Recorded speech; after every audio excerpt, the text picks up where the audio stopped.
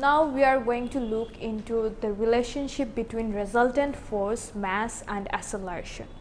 So for that we first need to know what resultant force is. Resultant force is the combined effect of different force. For example, here we can see that a car is moving here in this direction, and there is a thrust acting in the forward direction, and obviously as the car is moving, the friction is opposing the motion of the car. So if let's say the thrust is 300 Newton and the friction opposing the motion of the car, let's say it's 200 Newton. So the resultant force in this scenario would be 100 Newton. 300 minus 200, 100 Newton for this scenario. Only when there is resultant force acting on an object, then there would be acceleration. Okay, so to study acceleration, we need to apply resultant force on objects. So we can here we can see in this graph that we are changing the force applied on a particular object and taking notes of the acceleration that's happening. And here we are changing, in this scenario we are changing the mass and studying the acceleration of the object. So to do this particular experiment, studying the acceleration of objects, we need this setup. This is a ramp and it's slightly inclined so that there is no friction. The friction is minimized. Obviously there would be some friction. So when we add masses here, that means we are changing the forces, and when we add masses on this trolley, that means we are increasing the mass of this object. First thing first, if we want to keep the mass constant, and study the effect of force on acceleration, then we are not going to add any mass here. We have to keep the mass of this trolley constant. We are just going to add forces here, add masses here to increase the force and take note of the acceleration that is happening.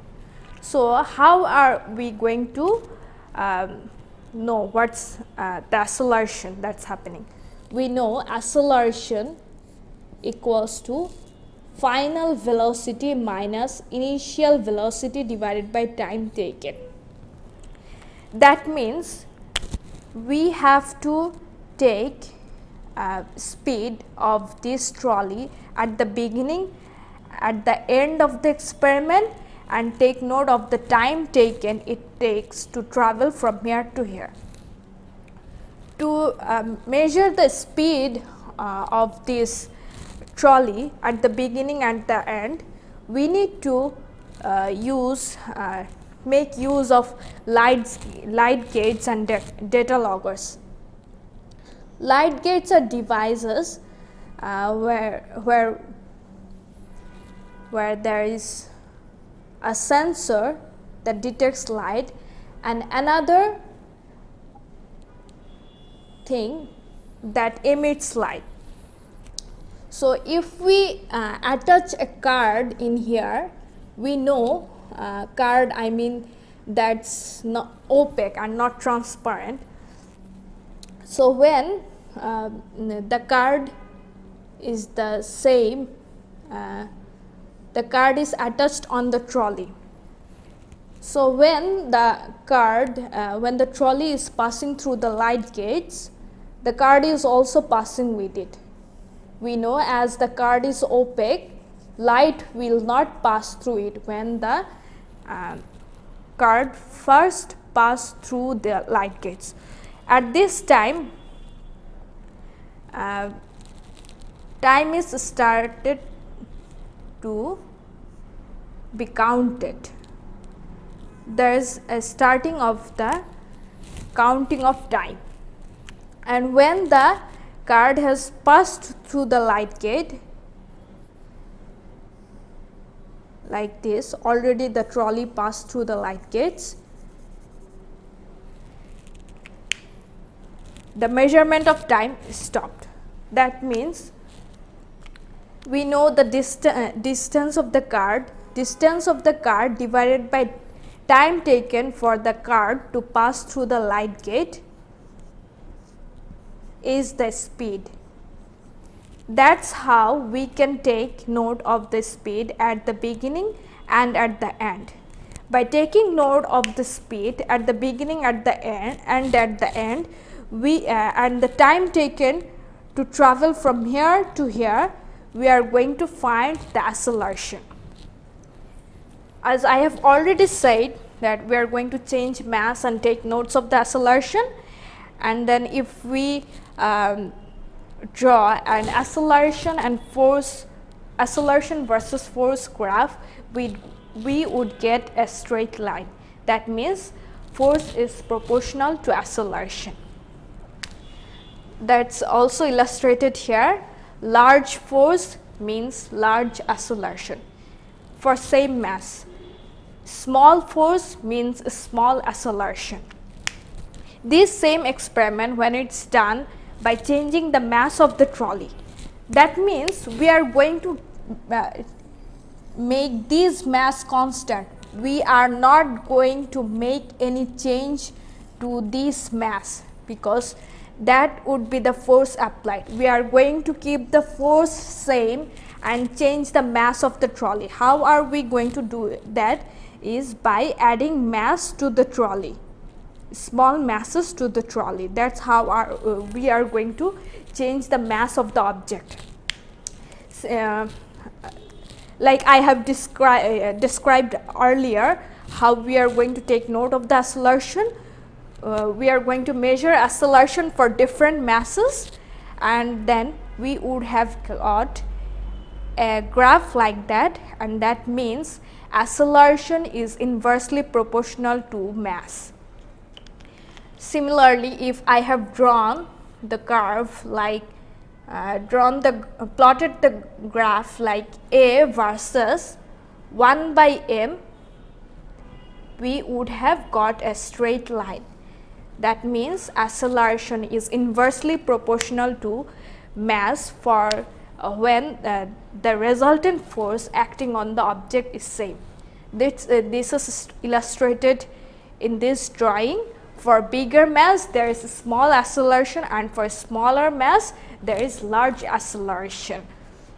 So this thing I have described the relationship between resultant force, mass and acceleration is first identified by Newton, where he said in his second law that acceleration is proportional to force and acceleration is inversely proportional to the mass of the object.